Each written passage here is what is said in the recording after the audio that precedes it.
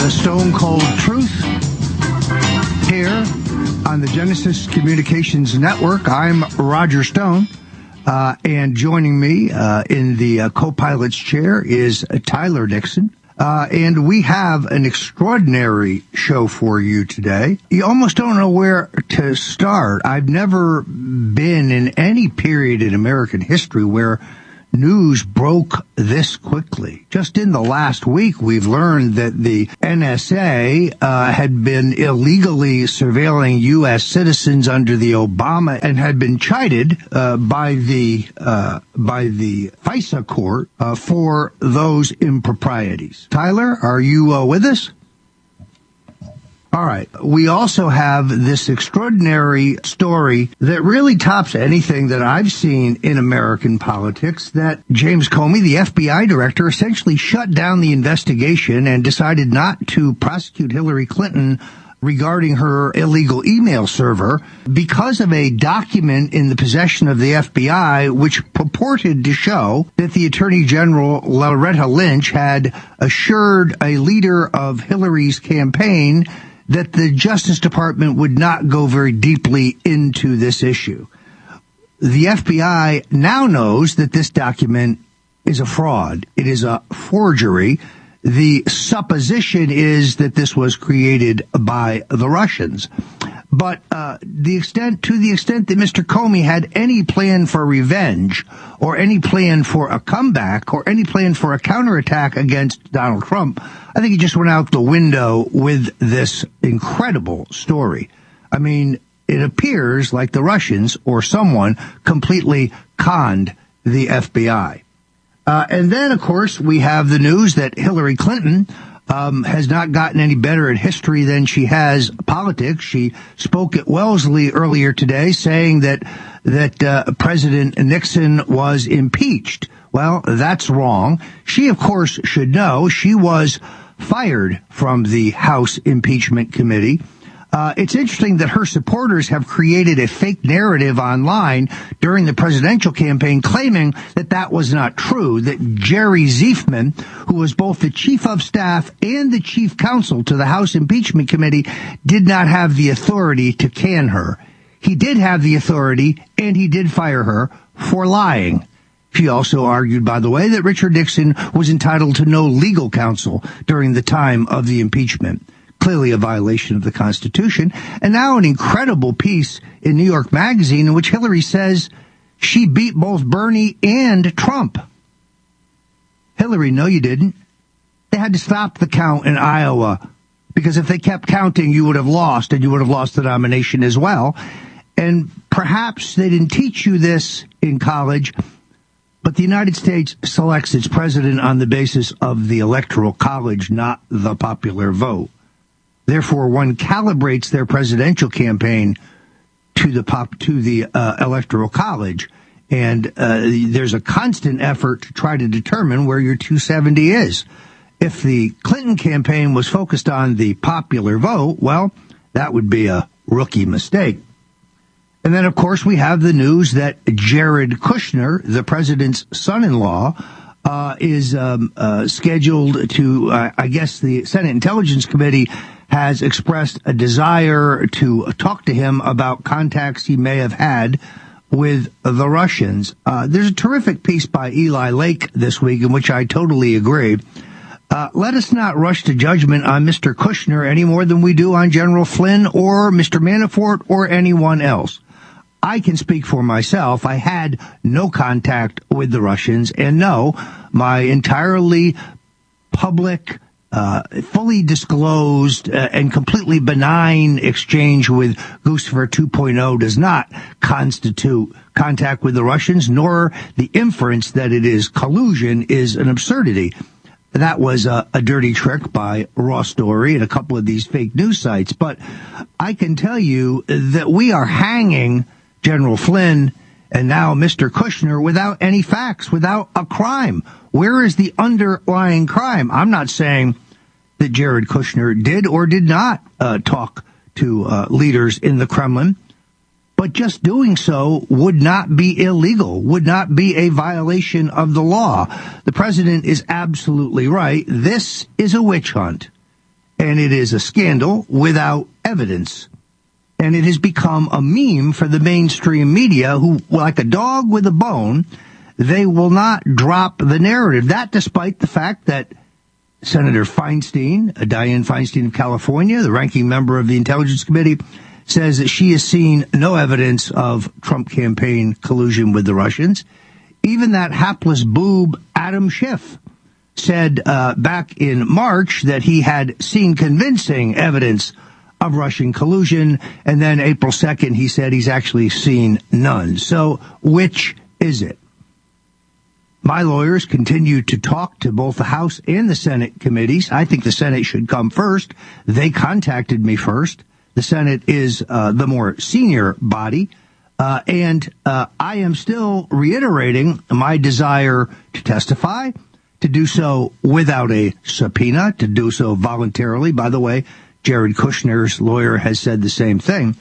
And I would like that, of course, to be in public. I request no immunity, and either is Mr. Kushner. So let's not hang Jared Kushner on the basis of a bunch of what may be fake news stories.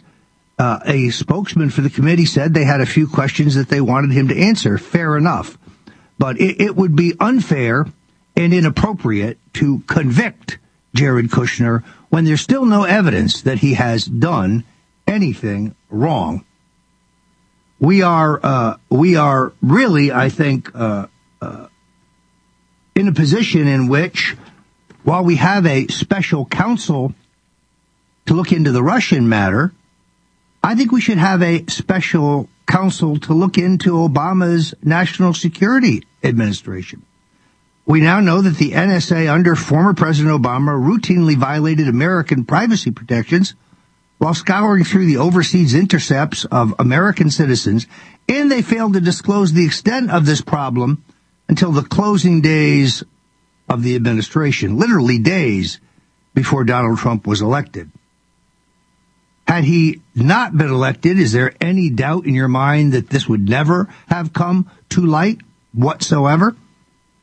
I give credit to, first of all, the folks at Circa News who found the declassified documents, first obtained them, that showed that the super secret FISA court sharply rebuked the administration. And I also note the incredibly strong reporting of Chief Washington Correspondent for Fox Television, James Rosen, who got right to the heart of the matter, pointing out that the lawyers for the NSA informed the Foreign Intelligence Surveillance Court that the NSA had systematically violated the rights of countless Americans. So why not a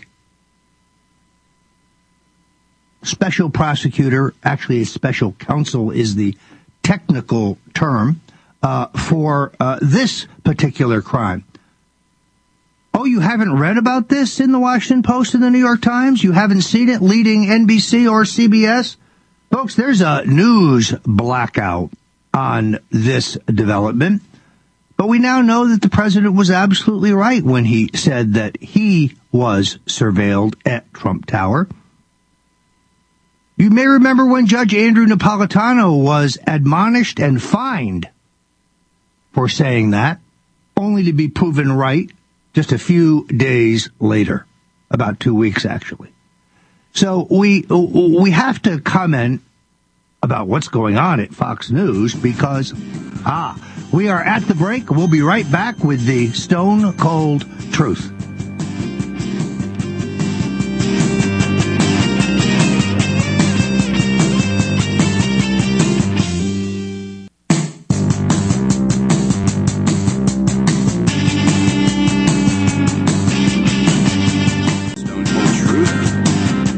Roger Stone, the master of ceremonies, and I'm his co-host Tyler Nixon. Well, Roger, I'm sorry for a little technical difficulty that I didn't catch your monologue, but I got the gist of it. This mass surveillance spying thing is just incredible. It's beyond belief. You have to be in bed with this intelligence security super state to not bring it out and not want to report on it, and that says a lot about our mainstream media sources. It's really quite extraordinary, Tyler. You're absolutely right, because This should be leading the nightly news. This should be on page 1 of the Times and the Post and the Wall Street Journal, but you have to go digging for it. I give credit to the folks at Circa News and the excellent work there of John Solomon, who brought this whole question out. It's extraordinary. And James Rosen, who did a superb job on this. The other thing I'd have to point out, who was spied upon, by the way. Yeah, there you go. So the Obama White House had surveillance on a reporter. That's worse than anything Richard Nixon ever went down for. That's entirely unconstitutional, and it was secret, violation of his constitutional rights, and they paid no price for it. Then the other big news that we have to touch on is coming out of the G7 meeting last week. The president's chief economic advisor said that the President Trump went to the conference, this is in regard to climate change, to learn that he came there to get smarter. That's unbelievable. First of all, I think the president is smart enough to know global warming is a hoax and that there's a disparity of scientific opinion about this issue. The president now says that he is going to decide next week whether the United States will abide by the 2115 Paris Agreement on cutting global carbon emissions. This, of course, would be a reversal of the position he took during the campaign. So you can see that the president's chief economic advisor, Gary Cohn, formerly of Goldman Sachs, a liberal Democrat, and others, including H.R. McMaster's, are pushing the president to violate what he told the American people he would do during the election. This is part and parcel of the establishment effort to co-opt a man who could be one of America's greatest presidents. They are really trying to distract him from his agenda. It is deeply, deeply disturbing. It's unprecedented, really. The Wall Street Journal reporting, I believe yesterday, that the president's coming back and there might be a serious shakeup in the offing. Of course, that's been on and off reported for the last probably 6 weeks or so. Also being reported is that Jared Kushner is a person of interest in the FBI probe, that he was recorded on I believe it's the surveillance of the Russian officials as wanting to set up a back-channel communication, quote, with the Kremlin, as if they're still Soviets, and to end-run exactly what was really happening. They were being monitored and wiretapped and surveilled, and let's face it, we know that's the truth. Let's not kid ourselves. The fact that that alone is not outrageous to reporters who, Obama, is okay for him to wiretap James Rosen, to wiretap a Fox reporter for under absolutely no legitimate pretense whatsoever, but they don't want to talk about the president-elect being wiretapped effectively. And I'm sure there's so much more to this story that would boggle the mind. But But as I said, Tyler, in my monologue in the beginning, let's not convict Jared Kushner any more than we would convict Gerald Flynn or Paul Manafort. There is still no evidence of a crime. Now, clearly this is a big story, but Jared Kushner is innocent until proven guilty. There is no serious evidence of violation of law. Let's let this play out. You see, this is why I think the special counsel is a good thing, because the House and Senate Intelligence Committee proceedings are going to be a kangaroo court. They're going to be a bunch of preening, whining, ambitious politicians posing for the camera. We're not going to get to the truth. This is going to be a BS fest. The fact that you have not been given the opportunity to rebut all these scurrilous allegations against you is proof enough in itself. They're grandstanding, and they'll grandstand to the bitter end, just like Hillary's doing at her speech, the commencement speech she gave, which was pretty terrible. I mean, this woman is really just discrediting herself into oblivion, and that's where she deserves ignominious oblivion, and that's where she should remain. But unfortunately, like Obama, we're not going to hear the end of these people because they will just never shut up and let their leaders lead and let our system work. For those who, we elected President Trump, and she can talk about the popular vote all she wants. I mean, this is what they want. They want a kangaroo democracy where they can just stampede their way to power. And it's disgraceful. The CNN this week, it's the worst. I mean, I was livid listening to Anderson Cooper run a story, for example, and I don't want to bring it up necessarily, but the Seth Rich, and I'm not going to comment on the substance or details of the Seth Rich story. But the bottom line is they ran about a 2-minute piece in which they talked about the controversy, talked about conspiracy theories, and their entire coverage of the actual facts of the event was that CNN debunked this weeks ago. Yeah, I think this has to be visited. Let's go through what we know to be facts. Seth Rich indisputably headed the division, the IT division at the DNC, from which documents were purloined and published by WikiLeaks. That is a fact. The DC Metropolitan Police never questioned the bartender or any of the employees at the establishment where he was last seen, nor did they ask for the video cameras. There is a credible doctor, I did the research on this, who's come forward to say that Rich was alive when he got to the hospital and should have survived. No, I think there are legitimate questions. Just because you ask what happened does not make you a conspiracy theorist. In fact, the idea that his parents would ask that there be no discussion of this is jarring. If there's anybody who should want to know who killed their son, you would think it would be his parents, who are now represented, or at least were, by a crisis communications consultant who works for the Democratic National Committee. Folks, this stinks. It stinks. Even if his parents had an inkling that their son was shot to death by these darker, deeper forces, what are they going to do? Take them on themselves? They would be scared out of their minds, I would think, and would probably just go along with what they're told by their crisis communication counselor or whatever it be. It's really who has fired the private investigator, who is a former D.C. Metropolitan Police detective, very highly regarded and decorated. And he tells us that his sources in the department say that the computer most definitely shows that Rich was in touch with WikiLeaks. The Seth Rich scandal will be right back.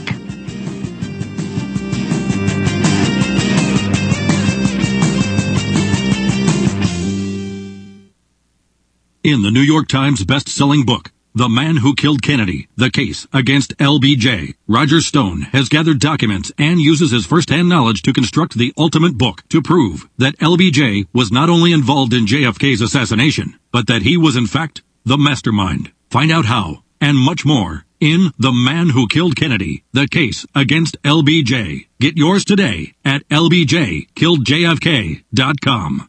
Have you checked your Google search results lately? Search results are usually the first impression that people form of you or your business, so make sure that they create a positive impression with ReputationDefender.com. What the internet says about you can have a big impact on your life and your livelihood, even if it's not true. Fortunately, you can now control how you look online and in online search results with ReputationDefender.com. Call 800-831-0771 now. That's 800-831-0771 for your free reputation analysis. If you have negative material from an ex-employee, upset patient, or former client, newspaper article, legal issue, social media, or other source showing up in your search results, you can combat it with ReputationDefender.com. Our dedicated experts in patented technology can help make your online search results look their best. Call 800-831-0771 to learn more. 800-831-0771. That's 800-831-0771. Or visit ReputationDefender.com.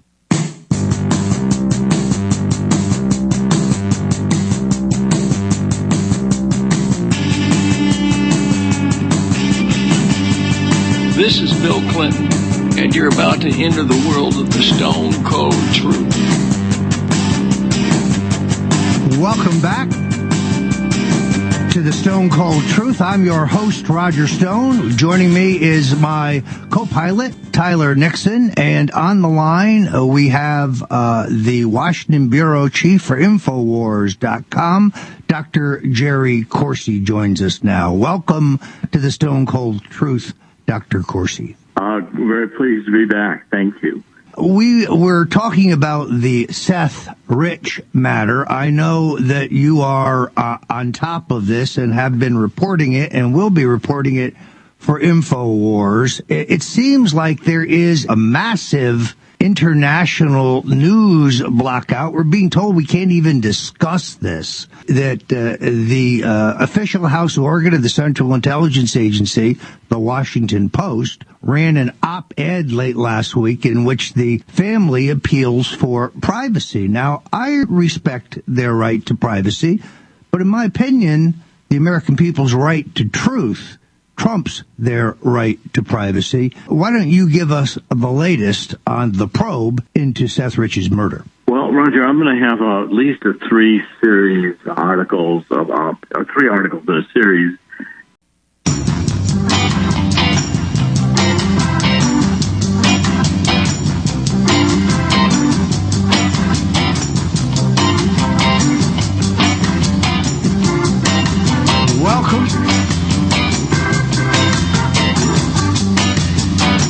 Welcome to the Stone Cold Truth here on the Genesis Communications Network. I'm Roger Stone, and joining me in the co-pilot's chair is Tyler Nixon. And we have an extraordinary show for you today. You almost don't know where to start. I've never been in any period in American history where news broke this quickly. Just in the last week, we've learned that the NSA had been illegally surveilling U.S. citizens under the Obama and had been chided by the FISA court for those improprieties. Tyler, are you with us?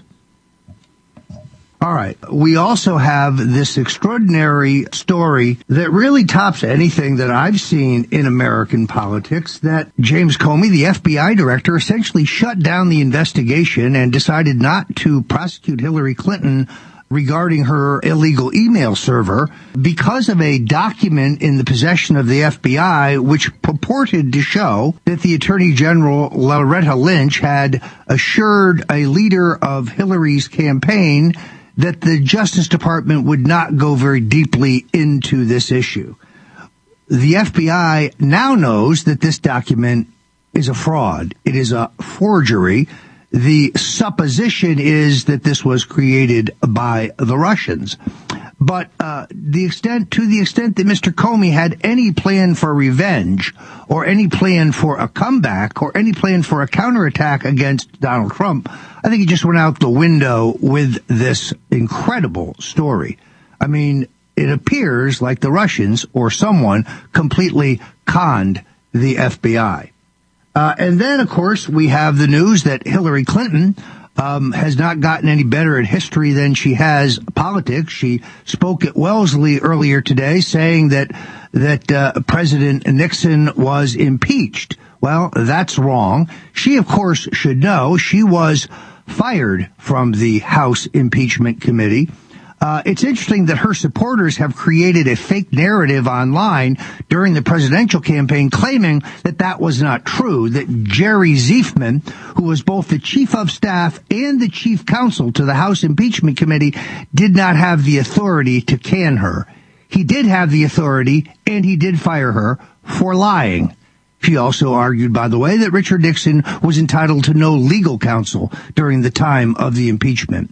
Clearly a violation of the Constitution. And now an incredible piece in New York Magazine in which Hillary says she beat both Bernie and Trump.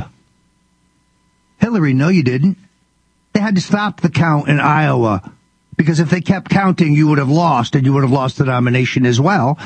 And perhaps they didn't teach you this in college, but the United States selects its president on the basis of the Electoral College, not the popular vote.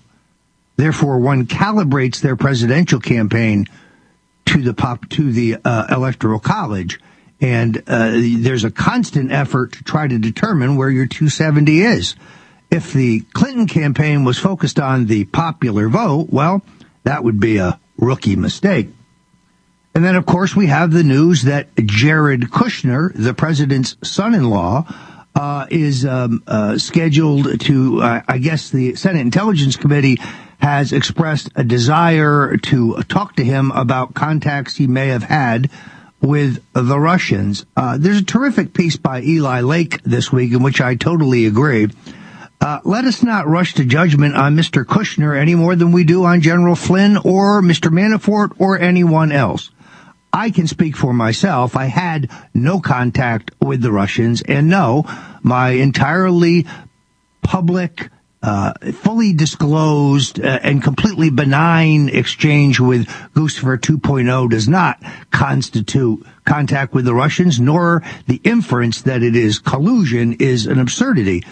That was a dirty trick by Ross Story and a couple of these fake news sites. But I can tell you that we are hanging General Flynn and now Mr. Kushner without any facts, without a crime. Where is the underlying crime? I'm not saying that Jared Kushner did or did not talk to leaders in the Kremlin, but just doing so would not be illegal, would not be a violation of the law.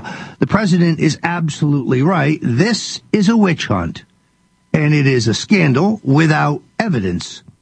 And it has become a meme for the mainstream media who, like a dog with a bone, they will not drop the narrative. That despite the fact that Senator Feinstein, Dianne Feinstein of California, the ranking member of the Intelligence Committee, says that she has seen no evidence of Trump campaign collusion with the Russians.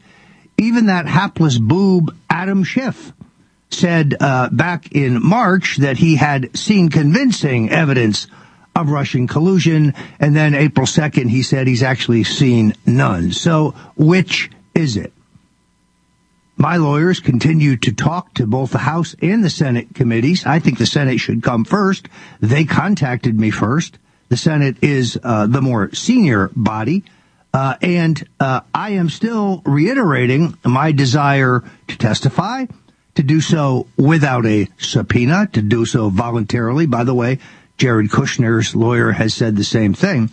And I would like that, of course, to be in public. I request no immunity, and either is Mr. Kushner. So let's not hang Jared Kushner on the basis of a bunch of what may be fake news stories. A spokesman for the committee said they had a few questions that they wanted him to answer. Fair enough. But it would be unfair and inappropriate to convict Jared Kushner when there's still no evidence that he has done anything wrong. We are really, I think, in a position in which, while we have a special counsel to look into the Russian matter, I think we should have a special counsel to look into Obama's National Security Administration. We now know that the NSA under former President Obama routinely violated American privacy protections while scouring through the overseas intercepts of American citizens, and they failed to disclose the extent of this problem until the closing days of the administration, literally days before Donald Trump was elected. Had he not been elected, is there any doubt in your mind that this would never have come to light whatsoever? I give credit to, first of all, the folks at Circa News, who found the declassified documents, first obtained them, that showed that the super secret FISA court sharply rebuked the administration. And I also note the incredibly strong reporting of Chief Washington correspondent for Fox Television, James Rosen, who got right to the heart of the matter, pointing out that the lawyers for the NSA informed the Foreign Intelligence Surveillance Court that the NSA had systematically violated the rights of countless Americans. So why not a special prosecutor, actually a special counsel is the technical term, for this particular crime? Oh, you haven't read about this in the Washington Post and the New York Times? You haven't seen it leading NBC or CBS? Folks, there's a news blackout on this development. But we now know that the president was absolutely right when he said that he was surveilled at Trump Tower. You may remember when Judge Andrew Napolitano was admonished and fined for saying that, only to be proven right just a few days later, about 2 weeks actually. So we have to comment about what's going on at Fox News because, we are at the break. We'll be right back with the Stone Cold Truth.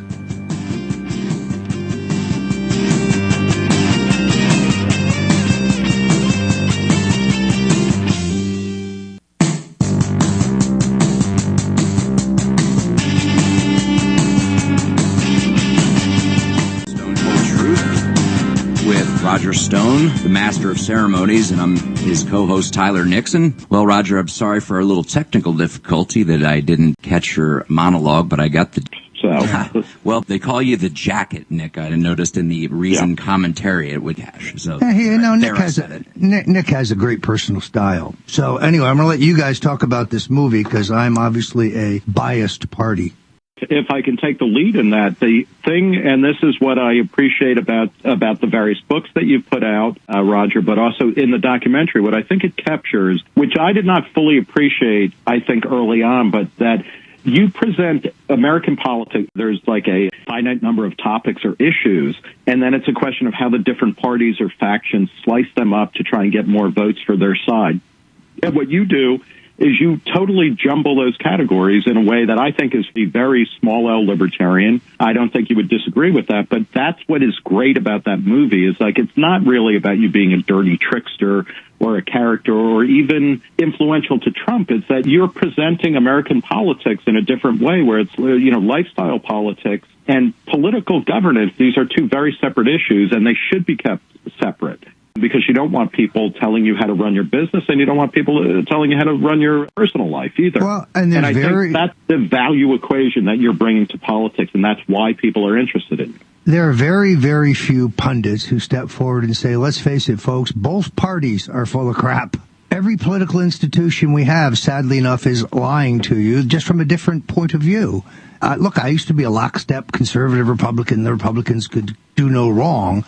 Until they nominated Mitt Romney, and then it became abundantly clear to me that the Republican Party had morphed into the exact duplicate of the Democratic Party, the party of big government and big media and big business and K Street and Wall Street. So, yeah, I'm an anarchist in a certain sense, and I really just try to get people to understand how the system works and where it's broken, because Donald Trump is right about that. The system is rigged. It's rigged against the little person. Can I ask you, I remember talking with you about people like Hugh Carey, old-time governor of New York now, I guess in the 70s, but was the system always broken and it's just that we are now more attuned to the fact that it's always been BS, or is it that is the system, like did the system break sometime in your lifetime where there's a before and an after?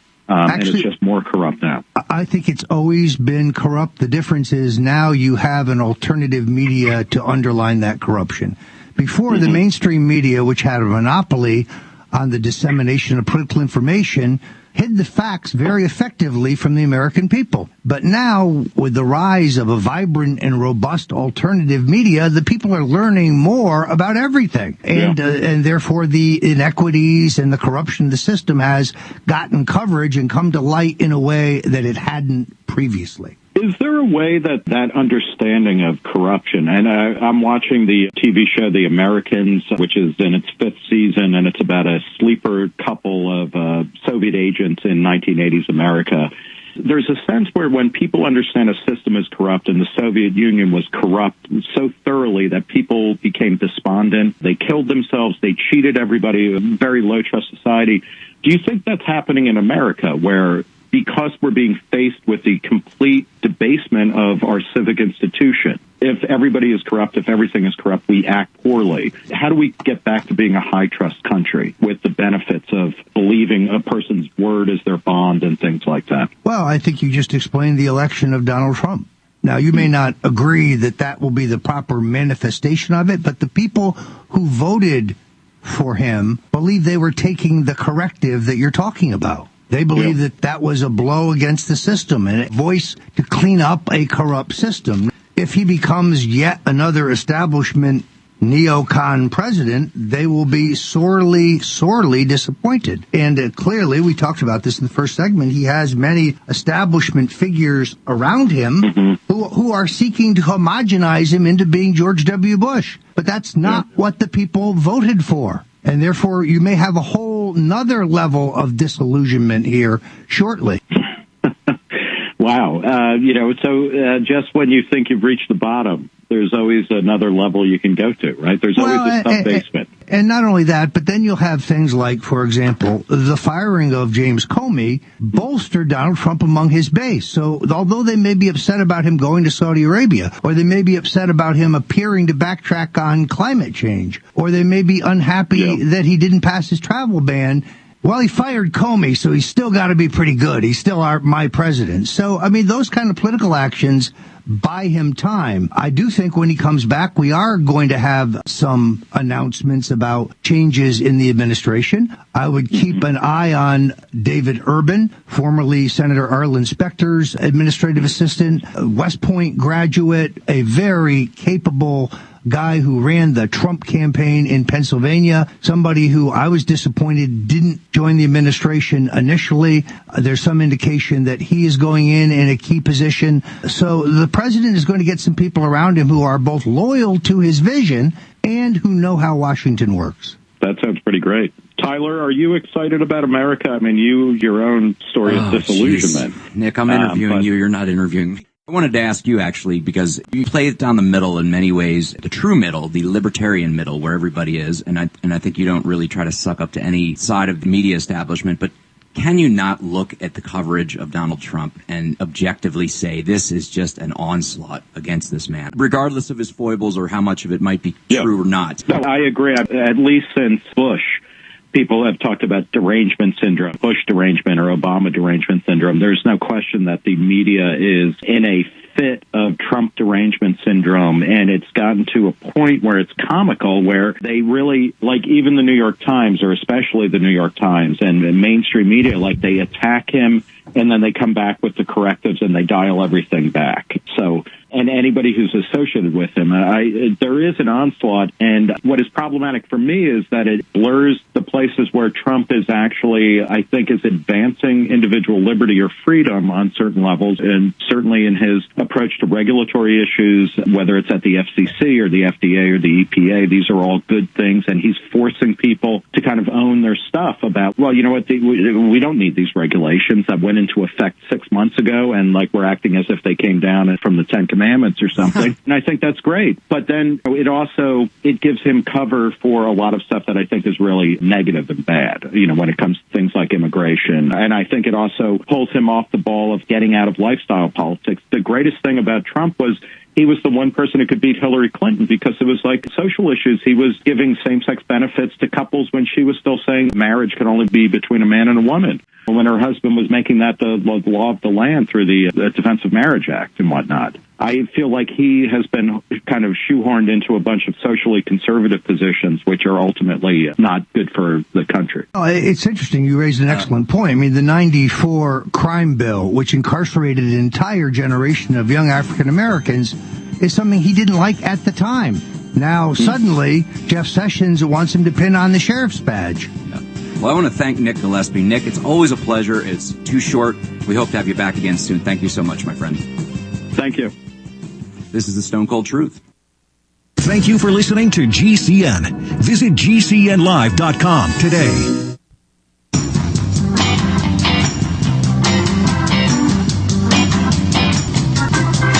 Welcome back to the Stone Cold Truth. I'm your host, Roger Stone. We're broadcasting from the Stone Zone with Tyler Nixon, and joining us now on the phone is the satirist, stand-up comedian, activist, and spokesman for the cannabis movement, Steve Berke. Welcome to the Stone Cold Truth, Steve Berke. Hey, Roger. How you doing? It's great to have you. I see you had some big doings out there in Denver. You're going to tell us about it. Let me turn it over to the world's second foremost expert on cannabis, Tyler Nixon.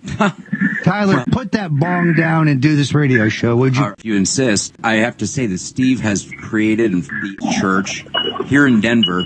You've done an amazing job there, Steve. I wasn't sure what to expect. We had an opportunity to spend some time in there, and you've done a great job, a really respectful job with that facility, I must say. How long? Well, first of all, tell us about the church. The name of the church is called the International Church of Cannabis, and it's located in Denver, Colorado, in the West Washington Park neighborhood of the city. It is a 13,000 square foot church. It's 113 years old, and it was formerly a church called Mount Calvary Apostolic Church. We began renovations about a year ago, and the church opened its doors for a membership drive on 4/20, on April 20th. And we had a 3-day weekend of programming with different musicians and comedians, and we had NPR radio there. We launched this church as the first church in the world where you're legally allowed to consume cannabis in a social environment. Religion that's practiced inside the church is called elevationism. And elevationists believe that an individual's spiritual journey and search for meaning is one of self-discovery that can be heightened and deepened with ritual cannabis use.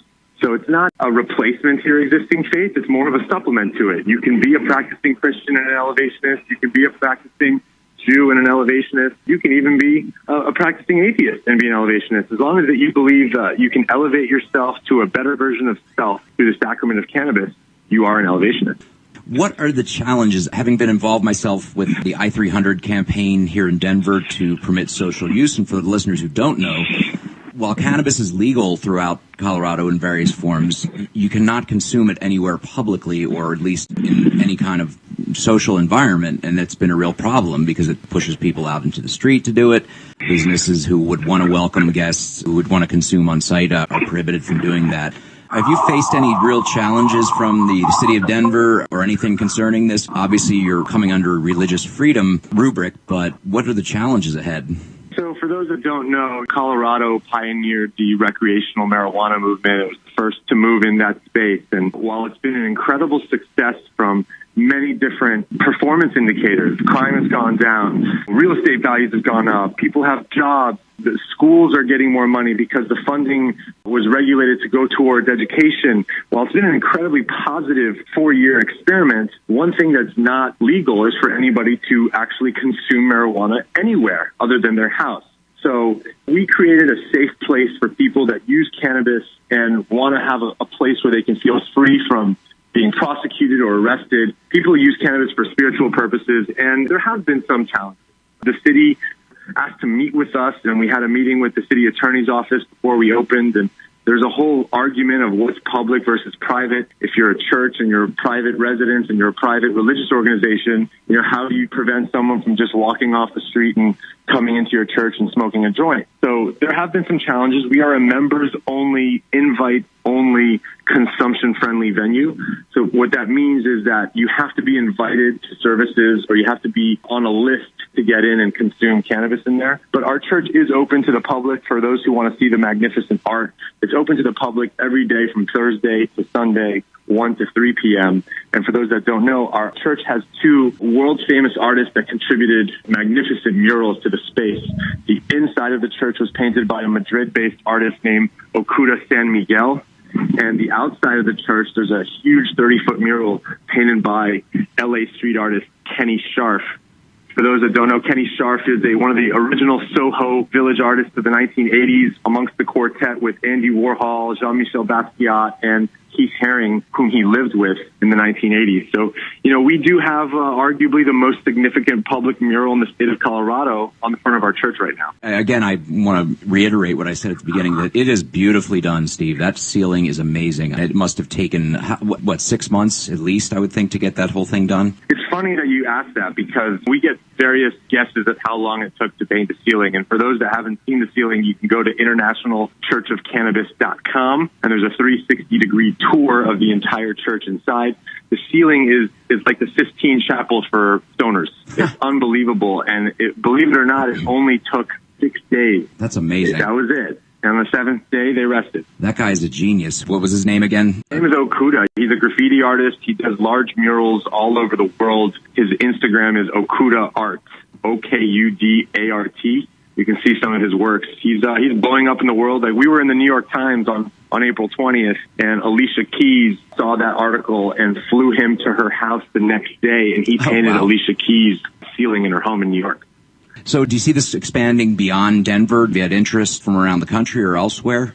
I actually think the number one email that we're receiving from our website is people that want to open up branches in their city. It's been really interesting. We're not quite ready for expansion yet. I think we have to prove the model in Denver first, but we're definitely interested in moving into other cities. Elevationists exist everywhere. There's no need to convert to elevationism. You are an elevationist if you use cannabis to elevate your life. And so there's no singular dogma that we preach in our church. We welcome people of all faiths and cultures. And what you find is that people have been practicing elevationism for all the way dating back to ancient China, thousands of years ago. We don't claim that we invented this new religion. We just gave it a title and a place of worship.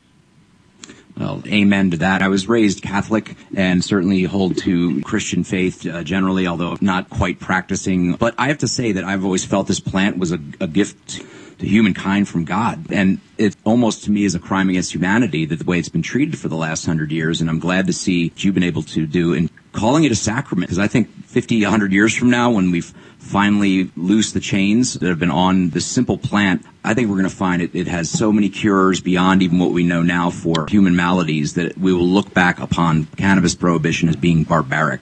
Well, and this fight is about to be joined. I mean, my greatest disappointment is that candidate Donald Trump took the correct position in the campaign that although he personally doesn't favor legalization of marijuana, it's a states' rights issue. And if the states want to do that, he said it's okay with him. Now in comes Jeff Sessions and even worse, the Homeland Security Secretary Kelly. These guys sound like they just stepped out of the movie Reefer Madness. It's a gateway drug. We've got to crack down on marijuana. This is an extraordinary waste of government resources. Not happening, folks. Not while I'm breathing. Steve Berke. And I agree with you, Roger. I think it's a political blunder that they're going to make, and they're going to realize how unpopular it is. Well, I want to thank you, Steve, for joining us. You're listening to The Stone Cold Truth. Fully cooked, ready-to-eat bacon. I'm talking thick, meaty, center-cut presidential bacon. Savory and delicious. I buy some, I use some, I store some. Awesome. No refrigeration needed with a 10-year shelf life. NASA pack technology. Bacon. Fully cooked, fully hydrated, ready to eat right from the packed bacon. Or warm and served. Life-saving, ready-to-eat bacon. 10-year shelf life bacon. Ships free at fullycookedbacon.com. Fullycookedbacon.com. Yesterday, I got a call from the IRS. They say I owe them over $16,000. I don't have that kind of money. Don't try to fight the IRS on your own. Use Coast One Financial Group and let them help you get a fresh start. If you owe at least $10,000 in back taxes, call now for a free and confidential tax debt analysis. Call Coast One now for a free consultation at 800-643-4661 now. 800-643-4661. That's 800-643-4661. Hi, this is Sophie Winnick, longtime distributor and user of Longevity products. In the last few years, my family went through a crisis. Everything else in my life, including my business, had to be put on the back burner. Thankfully, life is getting back to normal now. But the one thing I never had to worry about was my business and my monthly commission. I've been a distributor for Longevity for over 17 years, since before it was Longevity. And I've got to say, the most amazing thing about this company is the people. While my family was in crisis, other distributors stepped in and helped my customers, simply because that's what Longevity people do, even for people they don't know. For me, it has never been about getting rich. It was about a product I could stand behind, a company I could count on, and a monthly commission check that has never not once been late in 17 years. Longevity is truly a business for everyone, even people who have too much to do. I'm Sophie Winnick. I'm just like you. I have a real life, real ups and downs, but I know I will always have Longevity. Rolling through this beautiful Saturday afternoon of Memorial Day weekend here on the Stone Cold Truth, broadcasting from the Stone Zone on Genesis Communications Network. I am your co-host, Tyler Nixon, of course, Roger Stone, the man after whom the Stone Cold Truth is named, and joining us, Luke Rosiak. And Luke is an intrepid reporter, journalist with the Daily Caller, which is, if you haven't checked it out or don't know about the Daily Caller, please immediately run to that website. It is an excellent news resource, very objective, down the middle, very scrupulous. I've never read anything in there that was wild or far-flung. Luke is joining us to discuss what is a fascinating series of articles. And I'm just going to let you take it away, Luke, but I'll just preface it by saying it involves the House of Representatives, the House Democrats, Debbie Wasserman Schultz and the information technology, or IT, of the House Democrats, or at least some of them. But Luke, run us through it, because it's a little complicated. It is complicated, but back in February, the Capitol Police announced that 5 IT staffers who worked for members of Congress, setting up their accounts, plugging in mice, doing all that stuff, were banned from campus because they were criminal suspects in a major, essentially, hacking investigation. Politico reported at the time as just sort of a minor item that really didn't get any attention. Politico said the 5 men are accused of stealing equipment from members' offices without their knowledge and committing serious, potentially illegal violations on the House IT network. So I looked into this a little further. They didn't name these guys, and I found that it was basically this one guy named Imran Awan, who's from Pakistan, and he started working for Debbie Wasserman Schultz way back in 2005. So right after that, his relatives all start appearing on the payroll. He puts his 2 brothers there, he puts his wife there, he puts his brother's wife there, he puts his best friend. And he gets members of Congress, different members of Congress, dozens of them, to put his relatives on the payroll, even though most of them apparently never really came in, didn't necessarily even have computer knowledge. So all of them are listed at chief of staff level salaries, making $170,000 each, including his 20-year-old brother. So this was going on for years, and somehow people kind of knew about it, but no one really did anything about it. Finally, the Capitol Police close in, and yet we see a weird reaction from members of Congress. Instead of being like, we take this very seriously, this is a serious matter, they've been fired, we trusted the wrong people, we got burned by our staff, but we're going to take all the right precautions, we're going to audit our systems. But Debbie Wasserman Schultz didn't even fire the guy, neither did a couple of other members, and they just said, well, we're going to just see what happens.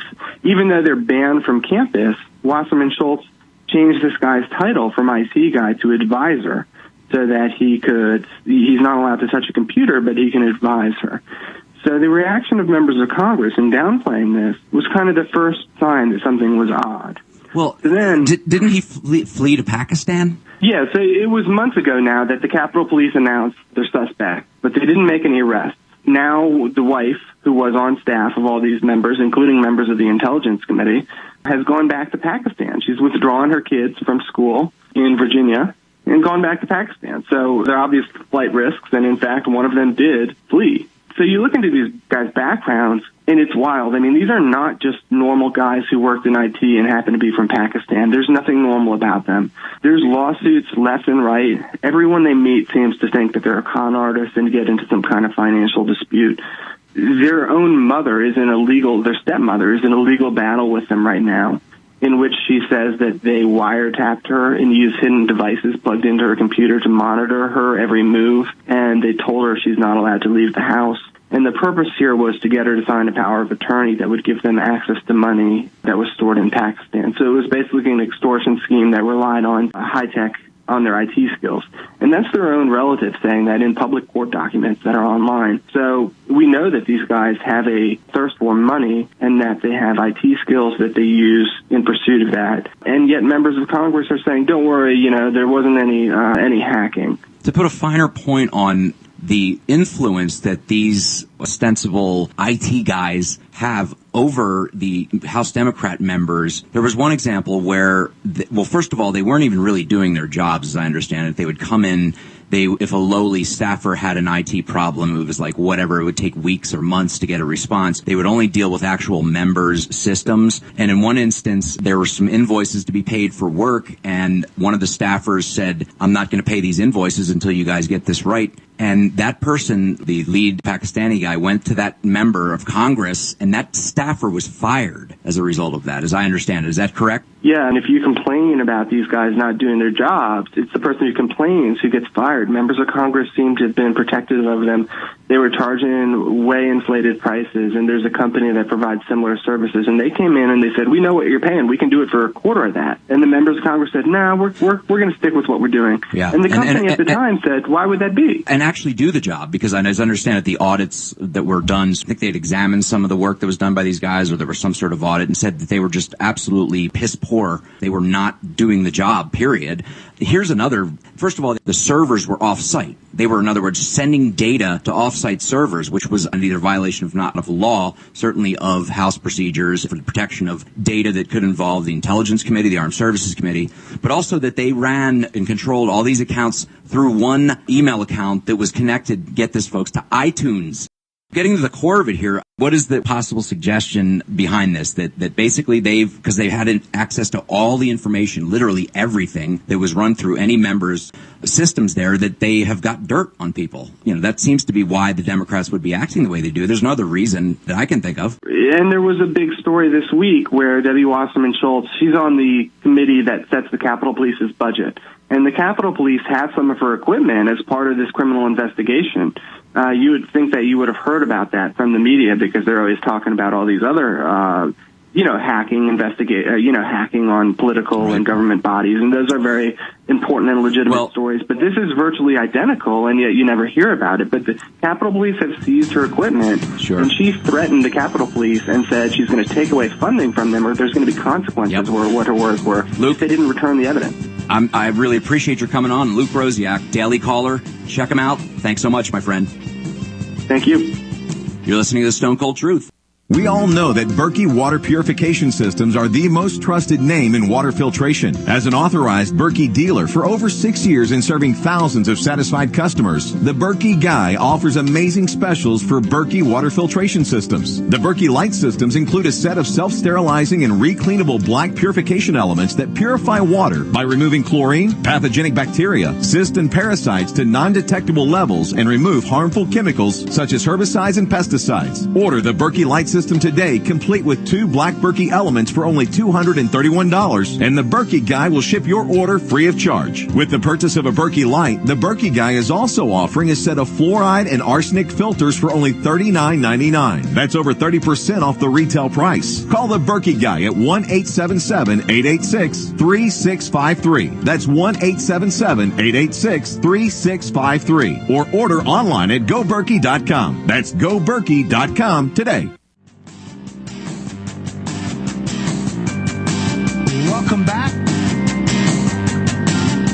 I'm your host, Roger Stone, broadcasting from the Stone Zone here at the Stone Cold Truth with my trusty co-host, Tyler Nixon. And joining us now is a gentleman I have enormous respect for, one of the foremost Kennedy assassination researchers in the country, but someone who has a specific expertise when it comes to the U.S. Secret Service. There's an enormous amount of disinformation about what the service did and did not do that fateful day. There's an enormous amount of disinformation about what individual agents did that day. And nobody knows more about this or has written about it in a more powerful way than Vince Palamara. Vince, welcome to the Stone Cold Truth. Oh, Roger, Tyler, hey, thanks a lot. I really appreciate being here. It's a pleasure. So, Tyler, if you would, walk our audience through Vince's books, and then you folks can take it away.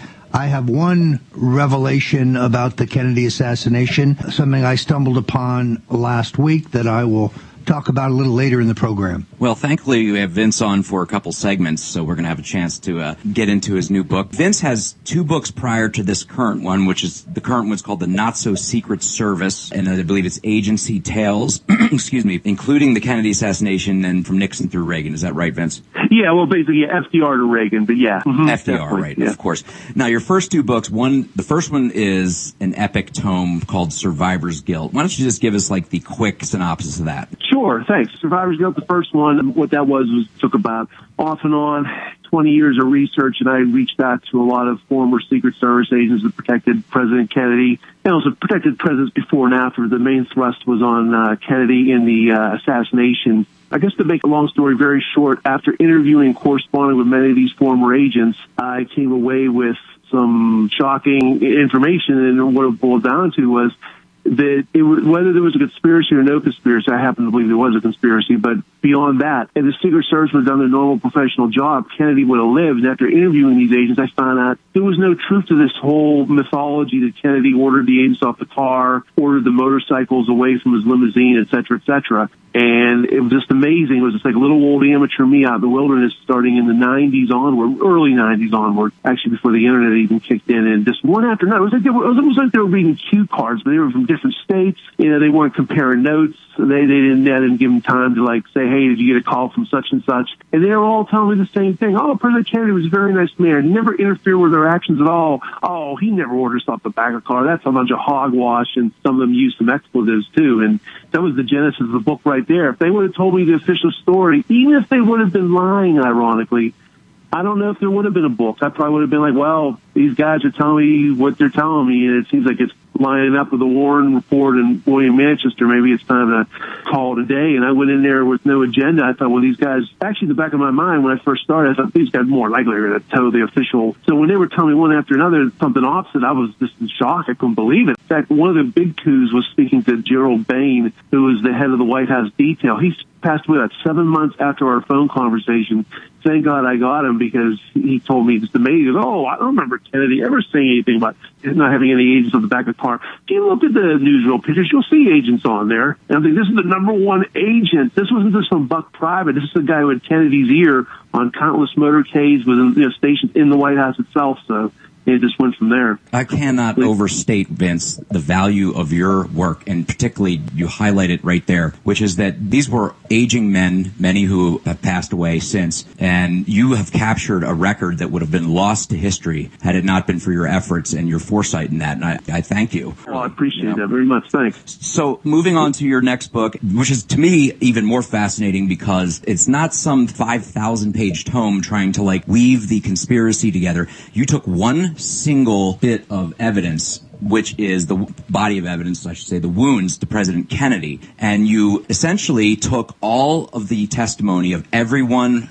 whosoever had exposure to or saw Kennedy's body, from Parkland to Bethesda. And that's actually the name of the book, From Parkland to Bethesda. Yes. And it is amazing how you could take testimony from the Warren Commission. These aren't hearsay statements. This is record testimony. And you run through in every single case. There was a huge gaping hole in the back of Kennedy's head, which absolutely says conspiracy, because he had to have been shot from the front for that to happen. You prove, in my opinion, with this testimony, yes, he was shot from the front, therefore conspiracy. I appreciate that. Yeah, it always, in the genesis of that book was something I was working on the side, ironically, when I was still wrapping up the first book. I always had a side interest in the medical evidence. And the thing that kind of frustrated me, a lot of well-meaning and actually highly respected authors and researchers, people like Dr. Gary Aguilar, they would give presentations, and I much appreciate what they had to offer, but a lot of times it was just summaries. It was like 26 doctors and nurses said the right rear of the Kennedy's head was blown away, and I appreciate the information, but I was always frustrated. I wanted more information. Did they say that all the time? When did they start saying that? Did they say it in the 60s, 70s, 80s, and beyond? Exactly who? And it was like, it couldn't just be the big people, the Dr. Perrys and the Dr. McClellans. There was orderlies in there, there was nurses in there, there was attendants, et cetera, et cetera. So I was like, I wanted like pretty much the Bible on all the medical evidence. I wanted to have the one-stop shopping where I could see everybody who ever saw the wounds, what they had to say, and also all their statements. Not just like, oh, you're cherry-picking one statement they made. No. I go from the very beginning all the way through and up till recently. And what's really amazing in a couple cases, not like this, the overwhelming majority of them had pro-conspiracy evidence as far as the nature of the wounds they saw. But it was interesting. A few medical evidence witnesses, they started out, towing, saying that the back of Kennedy's head was gone. There was an entrance wound in the throat, which obviously goes against official history. Then a couple of them, starting in the early 80s, started to waffle a little bit. And some people like Gerald Posner and people like that focused on the waffle and then go back and say, wait a minute, Dr. Jenkins was on record saying that the back of the head was gone and this, that, and the other. So if you see the chronology and the evolution, you say to yourself, I wonder what changed his mind. So it's very interesting. And some side notes, you see something also. Correspondence actually did some original research with it too. It wasn't just a compilation. I spoke to probably the biggest coup was talked to Dr. William Zedlitz, who just passed away recently. he was identified in passing in the Warren Commission volumes and testimony through another doctor. He himself was never interviewed, but they spelled his name wrong. They put an extra E in it. I contacted him in 1998, and he told me, Vince, you're the first person who's ever contacted me. I couldn't believe it. I almost fell off the phone and said, hey, sir, I really appreciate it. Could you send me a detailed letter of what you saw? I said, oh, sure, no problem. He sent me a letter, and it said, occipital parietal area, the back of the head was gone. He went into tremendous detail, and he reiterated again, Vince, believe it or not, you're the first person ever to contact me. And I told him why. It was the typo. So there you go. All those years later, what new information could come out? Well, there you go. Because of the typo in the Warren volumes. We're going to get into your next book, The Not-So-Secret Service, which goes outside the Kennedy assassination, but still touches on it. Vince is going to tell us about the rather curious story of one of the original drivers of Kennedy's limousine, an agent named Tom Shipman, who mysteriously died within weeks prior to the fateful Dallas trip in which President Kennedy was, of course, killed. You're listening to The Stone Cold Truth with Roger Stone and Tyler Nixon here on the Genesis Communications Network. Our very special guest, Vince Palamara, joining us for one more segment to round out the show. Don't go away. In these uncertain times, it makes sense to have a sustainable backup method to cook food and boil water. If your current plan includes using a fuel-burning stove or cooking over an open fire, then there's a much better way. The Minuteman Rocket Stove is a biomass-burning cooking stove that only requires small quantities of sticks and twigs for fuel. The Minuteman Stove is easy to use, smokeless, portable, powerful, and sustainable. For the finest in survival cooking stoves and fire starters made right here in the USA, go to MinutemanStove.com. That's MinutemanStove.com. Well, we are returning. We are back here on the Stone Cold Truth with Roger Stone and Tyler Nixon, our very special guest, Vince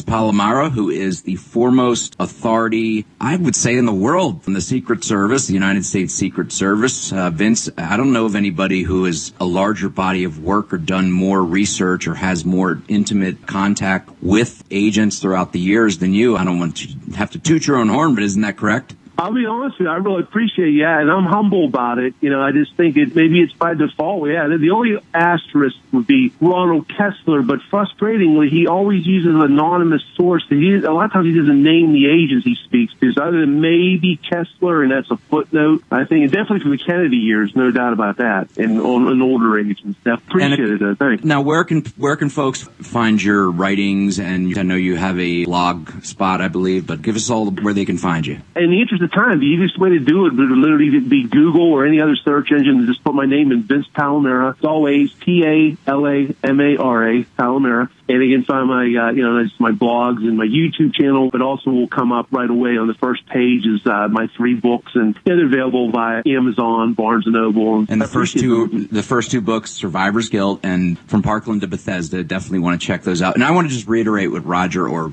affirm what Roger said. I have immense respect for you, Vince, amongst all the different researchers, because you took on what has been mythologized, the Kennedy detail, even though they got the president killed. And if you believe what I believe, that there were folks inside the Secret Service who were part of the conspiracy. There's no doubt about it. And it was a setup. I mean, particularly, who was the agent who stood up, waved off the 2 agents from the back of the car? Oh, yeah, Emery Roberts. Right. In Roger Stone's book. Emery Roberts is one of the 3, definitely. Well, and as I was beginning to tell you, I had the opportunity last week to interview the daughter of Robert Berke. Robert Berke started as a line agent in the Secret Service. He guarded President John Kennedy. He guarded President Lyndon Johnson, Vice President Hubert Humphrey, ultimately guarded President Richard Nixon, was brought out of retirement on several occasions for special events during the time of President Ronald Reagan. Believe it or not, recently the service asked him if he would come back as a consultant on some security issues pertaining to the current president, and he declined. He had 2 functions when he was guarding Kennedy. He can be seen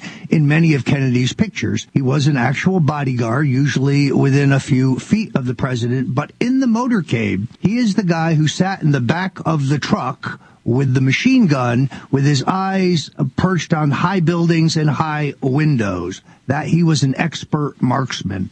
And those were his 2 functions. He would ultimately rise to be the number 2 man in the agency. On November 22nd, he was called in by his superiors and told that he was being taken off the detail and being sent to the LBJ ranch. He had never been taken off a detail before. Because he was a big burly Irishman, he had kind of a special rapport with Jack Kennedy, but of course he followed orders. It was while he was at the LBJ Ranch, where the president and the vice president were expected later in the day, that he heard John Kennedy had been killed on his way to the ranch. He has never spoken of this before. And that kind of brings us, interestingly, to the story, the astonishing story of Tom Shipman. Why don't you run us through that real quick, Vince? Wow, I appreciate the information from Roger. Thank you on that. Thomas Shipman was, this all came about in 1997. Thomas Shipman was basically an unknown agent at that time. I came across an obscure manuscript of Colonel George McNally, who was the White House Signal Corps officer, former Secret Service agent too. We'll make a long story very short in the interest of time. He passed away in 1970, and his widow came out with basically a Xerox copy of an unpublished manuscript. And in that manuscript I came across, he mentions one of JFK's driver agents, Thomas Shipman, died suddenly. I couldn't believe it. I'm like, wow, I've never heard that. I've never seen that. It's not in any books, nowhere. It's like it never existed other than this manuscript.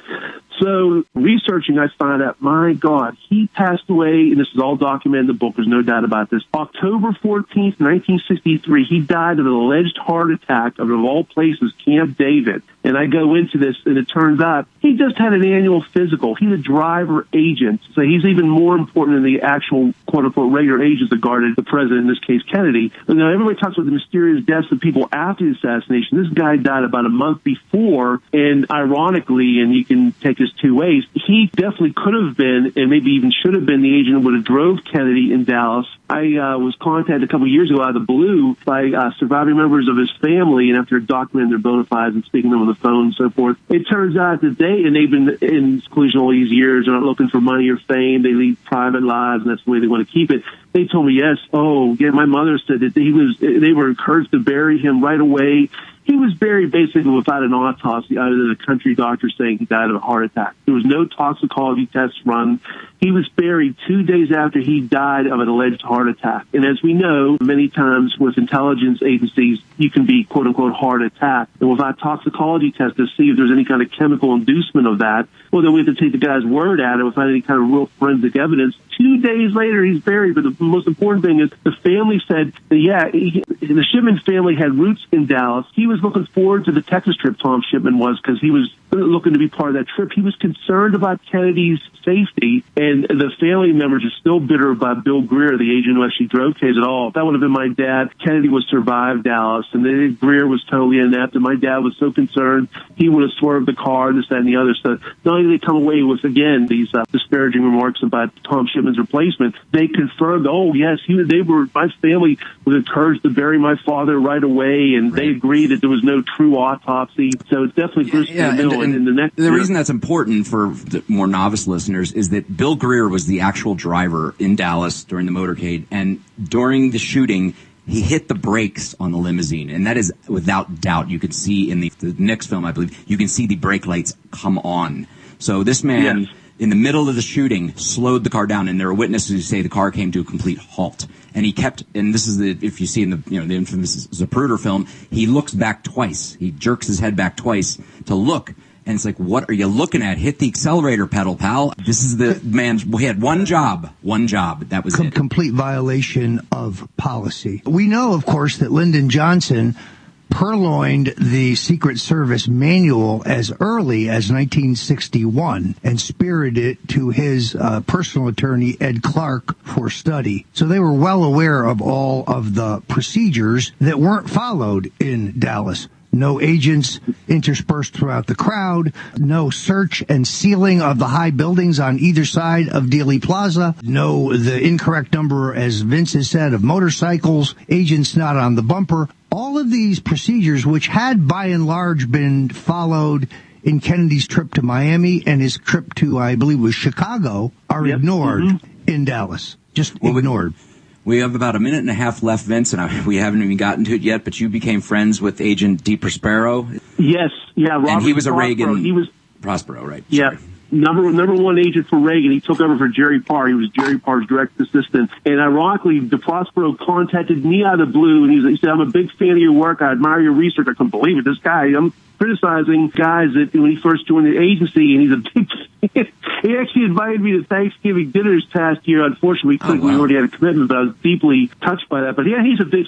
He is the opposite of the agents of the Kennedy detail. This guy is one of, if not the best ever. He's the reason why we go through magnetometers. Whenever we see the president, he basically invented that, for lack of a better way of putting it. It's the reason why I have agents in the hospitals whenever a president comes to town. He invoked so many modern security measures because they never wanted to have an assassination or even a high-publicized assassination attempt happen again. This guy is just unbelievable. Yeah, he's really, he was the man. Yeah. I can't think of a better endorsement of your work from him. Well, Vince, thank you so much for joining us. I wish we had more time. Check out Vince Palamara's books, Survivor's Guilt, From Parkland to Bethesda, and now the newest one, The Not-So-Secret Service. Great stuff. Vince, thank you for joining us. These books are indispensable, folks. If you want to know what happened on November 22nd, 1963, you've got to read Vince Palamara. This has been the Stone Cold Truth. Thanks, Vince. Roger, we'll catch you next time. Victory or death. Roger Stone in the New York Times best-selling book, The Man Who Killed Kennedy, The Case Against LBJ.